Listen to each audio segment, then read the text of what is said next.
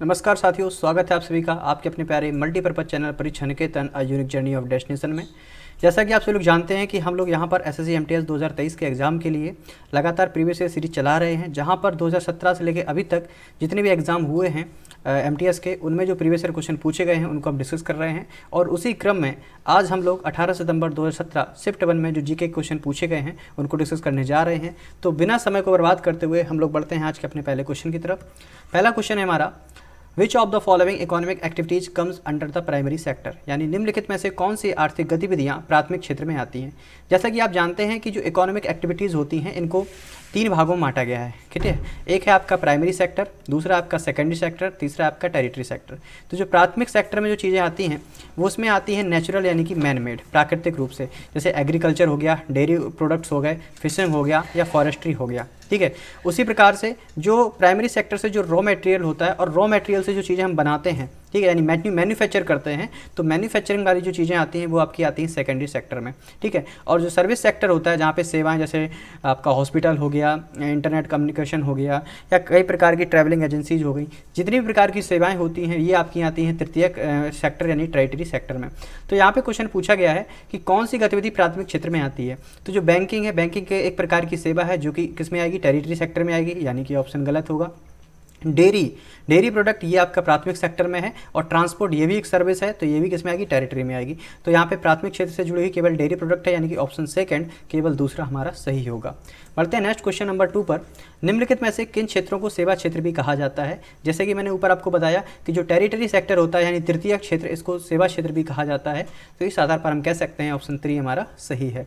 Question number 3 है हमारा, the Panchayati Raj system is divided into how many levels of governance. जैसे कि आप जानते हैं जो पंचायती राज प्रणाली है इसको 3 भागों में बांटा गया है। कितने भागों में बांटा गया है, 3 भागों में। आप यहाँ पे देख सकते हैं, पहला होता है ग्राम स्तर पर यानी विलेज लेवल, दूसरा आपका होता है ब्लॉक स्तर पर, और तीसरा आपका होता है डिस्ट्रिक्ट यानी जिला स्तर पर। तो जो आपका ग्राम स्तर पर होता है इसको ग्राम पंचायत कहते हैं, ठीक है। और जो आपका ब्लॉक स्तर पे होता है इसको आपको पंचायत या फिर मंडल परिषद कहते हैं, और जो जिला स्तर पर होता है इसको जिला परिषद कहते हैं या डिस्ट्रिक्ट काउंसिल भी कहते हैं। तो यहाँ पर जो ग्राम स्तर पर जो इलेक्ट किया जाता है इंसान, और उसमें का जो हेड होता है उसको सरपंच या फिर ग्राम प्रधान कहते हैं, ठीक है। और जो विलेज लेवल पर जो आपकी पंचायत होती है, ग्राम पंचायत होती है, उसका जो एडमिनिस्ट्रेशन हेड होता है यानी जो प्रशासन को संभालता है उसको बोलते हैं ग्राम सेवक या डेवलपमेंट ऑफिसर, या बोल सकते हैं रूरल डेवलपमेंट ऑफिसर, ठीक है। और जो ब्लॉक लेवल पर जो इलेक्ट होता है उसको बोलते हैं चेयरपर्सन या फिर प्रेसिडेंट, और इसका जो एडमिनिस्ट्रेशन का हेड होता है उसको बोलते हैं बीडीओ यानी ब्लॉक डेवलपमेंट ऑफिसर। और इसी प्रकार से जो डिस्ट्रिक्ट लेवल पर इलेक्टेड पर्सन होता है उसको भी चेयरपर्सन या प्रेसिडेंट कहा जाता है, और इसका जो एडमिनिस्ट्रेशन का हेड होता है उसको बोलते हैं चीफ एग्जीक्यूटिव ऑफिसर यानी कि सीईओ। ओके, तो इस आधार पर हम कह सकते हैं जो पंचायती राज प्रणाली है इसको 3 स्तरों में बांटा गया है। तो इस आधार पर ऑप्शन 3 हमारा सही हो जाएगा। क्वेश्चन नंबर 4 को देखते हैं, name the fundamental right in which freedom of speech is practised. यानी कि किसकी बात की जा रही है यहाँ पे, भाषण की स्वतंत्रता। किसी भी व्यक्ति को कुछ भी बोलने का अधिकार है, तो ये हमारे जो कानून है, हमारा जो कॉन्स्टिट्यूशन है, उसमें किस स्वतंत्रता के अंतर्गत आता है। तो ये है हमारा राइट टू फ्रीडम यानी स्वतंत्रता का अधिकार, ठीक है। समानता का अधिकार तो होता है कि सभी समान अवसर प्राप्त करना। सांस्कृतिक और शैक्षणिक अधिकार आते हैं जिसमें जो रीति रिवाज हैं, धर्म हैं, इनको अलग प्रकार से स्वतंत्रता प्राप्त है, और संवैधानिक उपचार अधिकार ये अलग है। तो यहाँ पर बात की जा रही है बोलने की स्वतंत्रता, यानी कि ये है स्वतंत्रता का अधिकार, ऑप्शन बी। अब अगर यहाँ पे हम बात करेंगे तो जो राइट टू फ्रीडम है ये किस आर्टिकल से लेकर कहाँ तक है, आर्टिकल 19 से लेकर आर्टिकल 22 तक। अब इसमें किस प्रकार की स्वतंत्रता है इनको जरा एक बार देख सकते हैं। तो जो हमारे 6 फंडामेंटल राइट्स हैं, ठीक है, जैसे स्पीच एंड एक्सप्रेशन बोलने की स्वतंत्रता, असेंबली शांतिपूर्वक एक जगह एकत्र होने की स्वतंत्रता, एसोसिएशन गुट बनाने की स्वतंत्रता, मूवमेंट यानी आंदोलन शांतिपूर्वक कोई आंदोलन करने की स्वतंत्रता, ठीक है, कहीं पर भी रहने की स्वतंत्रता, और किसी भी प्रकार का व्यापार अपनाने की स्वतंत्रता। ये किस आर्टिकल में दी गई है, आर्टिकल 19 में दी गई है। उसी प्रकार से आर्टिकल 20 में protection in respect of conviction of offences, जो हम पर अपराध लगे हुए हैं उनको गलत ठहरा करके उनके प्रति वैध जो प्रमाण होते हैं उनकी स्वतंत्रता दी जाती है आर्टिकल 20 में। Protection of the life and personal life, जीवन जीने की स्वतंत्रता आर्टिकल 21 में।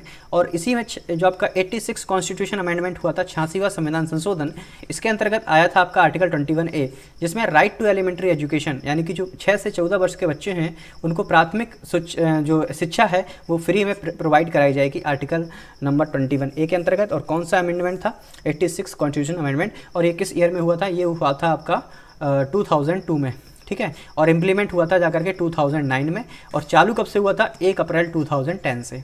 ये रही उसकी पूरी जानकारी, ठीक है दोस्तों। और जो आपका पांचवा आपका आता है आर्टिकल 22 के अंतर्गत, protection against arrest and detention in certain cases, किसी बिना दोष सिद्ध के अगर आपको गिरफ्तार कर लिया जाता है तो आप उसके खिलाफ रिट्स जारी कर सकते हैं, ये आर्टिकल 22 के अंतर्गत आता है, ठीक है दोस्तों। बढ़ते हैं नेक्स्ट क्वेश्चन नंबर 5 पर। क्वेश्चन नंबर 5 है आपका, who was the son of the Mauryan emperor Bindusara, Maurya सम्राट बिंदुसार का पुत्र कौन था, तो बिंदुसार का पुत्र था अशोक। अब ये पूरी मौर्य डायनेस्टी चली आ रही थी, इनको जरा संक्षिप्त में समझते हैं। तो सबसे पहले अगर हम बात करें बिंदुसार की ही बात करते हैं, ये कब से कब तक राजा रहे, 298 BC से 272 BC तक। ये कौन थे, the second Mauryan emperor of India, Bharat के दूसरे मौर्य सम्राट थे। He was the son of dynasties founder of Chandragupta, किसके बेटे थे, चंद्रगुप्त के थे। And the father of its most famous ruler Ashoka, यानी कि सीधे सीधी बात कर सकते, सबसे पहले थे चंद्रगुप्त, चंद्रगुप्त के बाद आपके आए थे अशोक, और अशोक के बाद आपके कौन से आए थे, बिंबिसार आए थे आपके, बिंदुसार, ठीक है। और अगर उसी प्रकार से चंद्रगुप्त की बात करेंगे, ठीक, तो यहाँ पर ये कौटिल्य जब जिनको कहा जाता है, चाणक्य जिस समय आए थे, जिन्होंने अर्थशास्त्र किताब भी लिखी है, उनके समय में थे ये चंद्रगुप्त। उसके बाद बिंबिसार की बात करेंगे तो जो हर्यक वंश था, हर्यक वंश की स्थापना बिंबिसार ने की थी, ठीक है। और ये किसके कंटेम्प्रेरी थे, गौतम बुद्ध के कंटेम्प्रेरी थे, अर्थात जब गौतम बुद्ध थे उनके समकालीन कौन माने जाते हैं, बिंबिसार माने जाते हैं। और उसके बाद आए थे अजातशत्रु, ये हर्यक डायनेस्टी और king of Haryanka dynasty of Magadha empire in north India, उत्तर भारत में मगध साम्राज्य के एक फेमस राजा माने जाते थे अजातशत्रु। तो यहाँ पे मौर्य सम्राट बिंदुसार किसका पुत्र था, अशोक का पुत्र था, ऑप्शन ए हमारा सही है।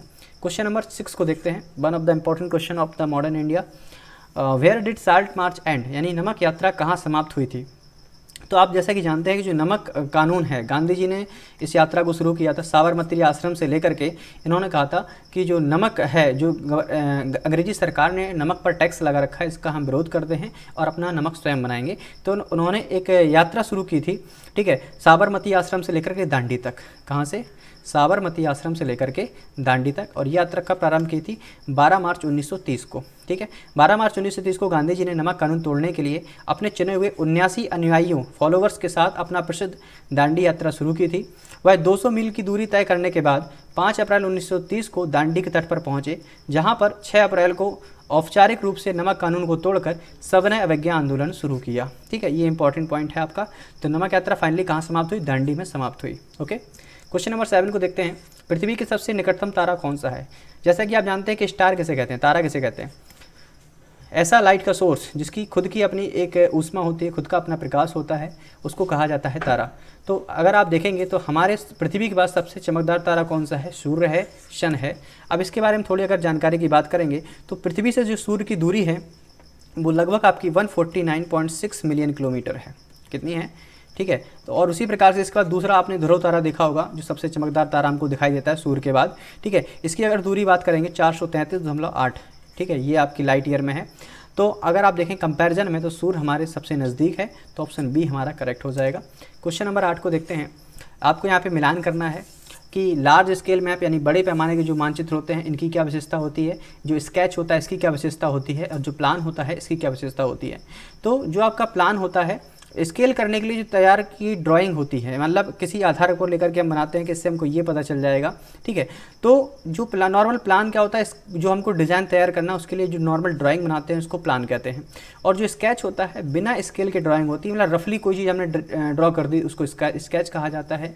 और जो बड़े पैमाने का मानचित्र होता है यानी लार्ज स्केल मैप, यहाँ पर अधिक जानकारी प्रोवाइड हमको मिलती है। तो आप देख पा रहे हैं सी का 1 देखेंगे तो केवल ऑप्शन सेकंड में है, सी का 1 है, बी का 3, ए का 2, तो ऑप्शन 2 हमारा करेक्ट हो जाएगा।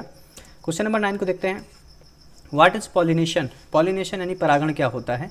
तो परागण का सीधा सीधा मतलब है एक प्रकार से जो आपका मेल स्टिग्मा होता है फ्लावर का, फीमेल फिलामेंट से जब कांटेक्ट करता है तो यानी कि अपने जैसे जीवों को उत्पन्न करने की जो प्रक्रिया है उसको रिप्रोडक्शन कहते हैं।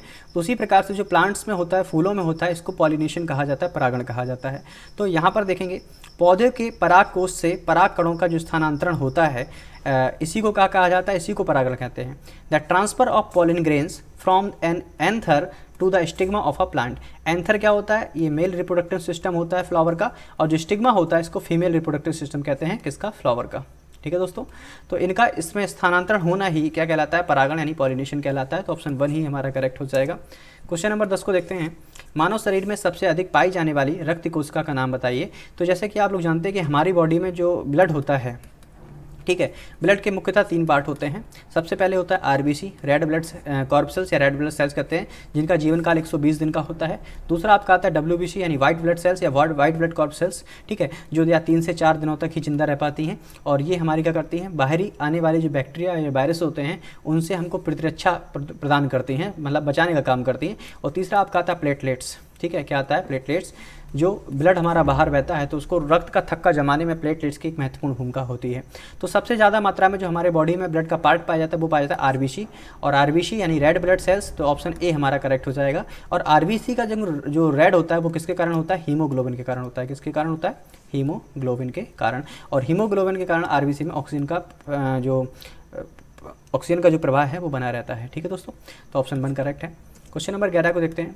पौधे का कौन सा हिस्सा इसका आहार तय करता है, यानी which part of the plant prepares food. तो पौधे का कौन सा हिस्सा जो फूड बनाता है, जैसे कि आप जानते हैं कि कोई भी आपका ग्रीन प्लांट है, ठीक है, उसमें जो फोटोसिंथेसिस की जो प्रोसेस होती है सनलाइट के द्वारा आपको पता है, जैसे ये मान लो पत्ती है, ठीक है, और इसी पत्ती के द्वारा फोटोसिंथेसिस की पूरी जो प्रक्रिया है वो संपूर्ण मानी जाती है। तो इसका जो आहार कहाँ पे तैयार होता है, वो आपके पत्तियों में होता है। तो ऑप्शन 1 हमारा करेक्ट हो जाएगा। नेक्स्ट क्वेश्चन नंबर 12 देखते हैं। वस्तु द्वारा ध्वनि केवल तभी उत्पादित होती है यदि वह केवल क्या कर रही हो, स्टील से बनी हो। केवल जैसे तो नहीं है, लकड़ी की चीज़ें भी क्या करती हैं, ध्वनि उत्पादित करती हैं, तो केवल स्टील से बनी हो, ये भी आपका गलत आंसर हो जाएगा। खोखली लकड़ी से बने हो तो ऐसा नहीं हो सकता है। तारों से बना हो ऐसा भी नहीं हो सकता, क्योंकि बहुत सारी चीज़ें आवाज़ उत्पन्न करती हैं लेकिन कंपन कर रही हो, ये इंपॉर्टेंट है आपका, क्योंकि when any body is vibrating definitely it will produce the sound. तो ऑप्शन डी हमारा करेक्ट हो जाएगा। And next we have to move to the next question number 13। धातु के तार में विद्युत कैसे बनती है। आपको पता होना चाहिए कि कोई भी जो चीज़ है या आपका जो न्यूक्लियस होता है, जो नाभिक होता है, ठीक है, इसको 3 भागों में बांटा होता है। इसके 3 इंपॉर्टेंट पार्ट होते हैं। जैसे अगर हम बात करेंगे, सबसे पहले जो आपका आता है मॉलिक्यूल। मॉलिक्यूल का मतलब होता है अणु, और अणु को हम फर्दर में डिवाइड करते हैं तो आपका आता है एटम यानी कि परमाणु। तो ऐसा माना जाता था कि परमाणु किसी पदार्थ का सबसे छोटा मौलिक कण है और इसको और अधिक डिवाइड नहीं किया जा सकता। बाद में अलग अलग साइंटिस्ट आए, इन्होंने इसको फर्दर डिवाइड किया इलेक्ट्रॉन, प्रोटॉन और न्यूट्रॉन में। इलेक्ट्रॉन की खोज की थी जे थॉमसन ने, प्रोटॉन की खोज की थी रदरफोर्ड ने, और न्यूट्रॉन की खोज की थी जेम्स चैडविक ने। तो आपको पता होना चाहिए जो इलेक्ट्रॉन होता है ये नेगेटिव चार्ज पार्टिकल होता है, प्रोटॉन आपका पॉजिटिव चार्ज पार्टिकल होता है, और जो न्यूट्रॉन होता है इस पर कोई भी प्रकार का चार्ज नहीं होता है, न्यूट्रल चार्ज होता है। तो यहाँ पे जो इलेक्ट्रिसिटी फ्लो होती है वो इलेक्ट्रॉन के कारण होती है। तो ऑप्शन 1 हमारा करेक्ट हो जाएगा। क्वेश्चन नंबर 14 को देखते हैं। निम्नलिखित में से कौन कंप्यूटर में इमेज को स्टोर करने का फॉर्मेट नहीं है। जैसे आप अपने मोबाइल में जो फ़ोटो को सेव करते होंगे, जैसे कोई होती है JPEG फॉर्मेट में, कोई होती है JPG फॉर्मेट में, ठीक है, कोई आपका PNG फॉर्मेट में होती है। तो कौन सा आपको बताना है फॉर्मेट नहीं है। तो JPG है, PNG है, और जो .BMP है ये भी आपका एक प्रकार का फॉर्मेट है। तो इसमें सभी फॉर्मेट क्या माने जाते हैं, समान माने जाते हैं। ठीक है, बढ़ते हैं नेक्स्ट क्वेश्चन नंबर 15 पे। रेलवे पटरियों को जोड़ने के लिए की जाने वाली जो प्रतिक्रिया में इस्तेमाल होने वाला अपचाय का कार्य जो करता है उसका नाम बताइए। Name the reducing agent used in the reaction to join railway tracks. आपने देखा होगा जैसे ये मान लो ट्रैक है आपका, लेकिन पटरी जो होती है काफ़ी दूर तक जाती है। तो जब एक ट्रैक को दूसरे ट्रैक से आपस में जोड़ा जाता है तो वेल्डिंग की जाती है। लेकिन जो नॉर्मल वेल्डिंग होती है, जैसे गैस वेल्डिंग हो गया, इलेक्ट्रिकल वेल्डिंग हो गया, इन सब से ये वेल्डिंग नहीं की जाती है। ठीक है, इसको करने की खास विधि होती है, एक प्रॉपर इंस्ट्रूमेंट लगाया जाता है, जैसे मिट्टी भर करके फिर उसमें मेटल को पिघलाया जाता है, तब जाकर के इसकी वेल्डिंग की जाती है। तो यहाँ पर जो आपका एक रिएक्शन का काम करता है, रिड्यूसिंग एजेंट का काम करता है, वो करता है एल्यूमिनियम। तो ऑप्शन 1 हमारा क्या हो जाएगा, करेक्ट हो जाएगा। बढ़ते हैं नेक्स्ट क्वेश्चन नंबर 16 पर। ब्रह्मांड में सबसे प्रचुर मात्रा में कौन सा तत्व पाया जाता है, हाइड्रोजन। ये फैक्चुअल क्वेश्चन है, आप डायरेक्टली इसको लर्न कर सकते हैं। क्वेश्चन नंबर 17 को देखते हैं। निम्नलिखित में से कौन सीवेज की कार्बनिक अशुद्धियों का हिस्सा है। तो जो सीवेज यानी कि जो पानी वगैरह बहता है नालियों के द्वारा, इनमें सबसे ज़्यादा किसकी मात्रा पाई जाती है, इसमें यूरिया की मात्रा पाई जाती है। और यूरिया का फॉर्मूला जानता है कोई, NH2CO NH2। ठीक है, प्रयोगशाला में बनाया जाने वाला पहला, अगर हम बात करें केमिकल कंपाउंड कौन है पूरी दुनिया का, तो वो आपका यूरिया है, यानी NH2CO NH2। ठीक है, क्वेश्चन नंबर 18 देखते हैं। प्रधानमंत्री मुद्रा योजना कितने लाख रुपए तक का मुद्रा ऋण प्रदान करती है। तो अगर मैक्सिमम की बात की जा रही है तो 10 लाख तक का प्रदान करती है, और इसकी स्थापना की गई थी 8 अप्रैल 2015 को। इसमें 3 श्रेणियों में आपको लोन प्रोवाइड किया जाता है। पहला होता है शिशु श्रेणी, जिसमें 50,000 तक का ऋण प्रदान किया जाता है। दूसरा होता है किशोर, जिसमें 5 लाख तक का, और तीसरा होता है तरुण, जिसमें 10 लाख तक का आपको लोन प्रोवाइड किया जाता है।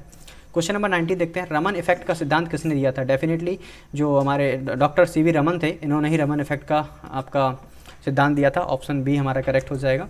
क्वेश्चन नंबर 20 देखते हैं, बास्केटबॉल की टीम में कितने खिलाड़ी होते हैं? 5 खिलाड़ी होते हैं। क्वेश्चन नंबर 21 देखते हैं, रविन्द्रनाथ टैगोर द्वारा लिखित गीतांजलि किसका संग्रह है? नोवेल्स का, कविताओं का, नाटकों का, लघु कथाओं का? तो जो गीतांजलि है ये आपकी कविताओं का संग्रह है, तो ऑप्शन सी हमारा करेक्ट हो जाएगा। क्वेश्चन नंबर 22 को देखते हैं, निम्नलिखित में से कौन भारत रत्न पुरस्कार का प्राप्तकर्ता नहीं है? जो नेल्सन मंडेला हैं, इनको भी आपका जो भारत रत्न अवार्ड प्राप्त हो चुका है। राजीव गांधी को भी प्राप्त हुआ था। सचिन तेंदुलकर भी भारत रत्न प्राप्त कर चुके हैं। लेकिन जो मेजर ध्यानचंद्र हैं, इनको भारत रत्न नहीं मिला है, तो ऑप्शन डी ही हमारा करेक्ट हो जाएगा। क्वेश्चन नंबर 23 को देखते हैं, name the author of the book named neither a hawk nor a dove. चूँकि ये 2017 क्वेश्चन है, तो उस समय की जो चर्चा में बुक रही हैं उनके आधार पर ये करंट अफेयर का क्वेश्चन है। तो इसके जो राइटर थे वो आपके थे खुर्शीद मोहम्मद कसूरी, तो ऑप्शन सी हमारा करेक्ट हो जाएगा। क्वेश्चन नंबर 24 को देखते हैं, how many countries of South Asia and South East Asia are the members of BIMSTEC. तो बिमस्टेक के कितने देश आपस में शामिल थे? तो इसमें 7 देश शामिल थे। और जो बिमस्टेक की जो स्थापना हुई थी वो हुई थी आपकी 6 जून 1997 को इसकी स्थापना हुई थी। और इसके शामिल कौन हैं? जैसे कि आप नाम सकते हैं बिमस्टेक। इसके पहला जो है वो है बांग्लादेश, ठीक है। दूसरा आपका है इंडिया, तीसरा आपका है म्यांमार, ठीक है।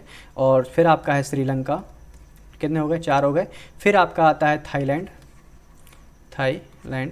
ठीक है। उसके बाद आपका आता है भूटान, ठीक है। फिर आपका आता है नेपाल। तो ये आपके कितने देश हैं? 3 6 7 देश हैं जो कि बिमस्टेक में शामिल हैं, तो ऑप्शन बी हमारा करेक्ट हो जाएगा। लास्ट क्वेश्चन की ओर बढ़ते हैं 25, भारत का कौन सा पड़ोसी देश विश्व का पहला पूर्ण जैविक देश बन गया है? यानी कि fully organic country of the world, ठीक है। वो आपका कौन सा देश है? उस देश का नाम है भूटान, तो ऑप्शन बी हमारा क्या हो जाएगा? करेक्ट हो जाएगा। तो दोस्तों आज हमने 25 क्वेश्चन को डिस्कस किया। आई होप आप लोगों ने सेशन को जल्दी फिनिश किया होगा। तो इसी प्रकार से जो रैपिड रिवीजन की क्लासें हैं ये हमारी आपको डेली देखने को मिलती रहेंगी। तो अगर आप लोग नए हैं तो बिल्कुल चैनल के साथ जुड़ जाइए और अपडेटेड रहिए, क्योंकि क्योंकि जो एमटीएस का एग्जाम है पूरा डिपेंड है इंग्लिश और जीके पर, इन्हीं से फाइनल मेरिट होने वाली है। तो प्रैक्टिस करते रहिए और प्रीवियस ईयर क्वेश्चन के सारे जो वीडियोस हैं आपको लगातार मिलते रहेंगे और पार्टिकुलरली टॉपिक वाइज भी वीडियोस आपके सामने जल्दी ही आते रहेंगे। तो चलिए मिलते हैं नेक्स्ट वीडियो में। Take care, bye bye.